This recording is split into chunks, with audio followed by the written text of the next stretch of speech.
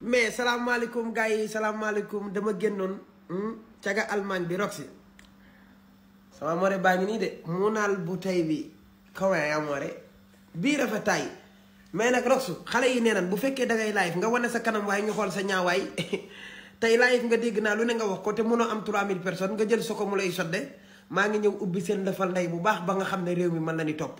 te boo dee wax xale yi xoolal da nga leen di wax lu bees bàyyi di répété bi dafa bëri Adam Malien Talla Dieng doo dugg Allemagne dañ koo génnee dafa doxoof loolu boo ko waxee sa gars yi dina xam ne dulkat nga moo tax sa live bi du yéeg parce que man nee naa la fii daanaka fii laa yoroo fii laa defee lépp kenn du la déglu ci yooyu parce que ñëpp xam ne ne ab dulkat nga dégg naa nag tey nga dugg ci Matar Diop suba teel xoolal da ngay indi ay preuve nga teg ko ci taabal ji noonu la dul ay dul day am ay harmonie sama chérie ngi nii nag kii dagg sa xol bi parce que kii nag wala de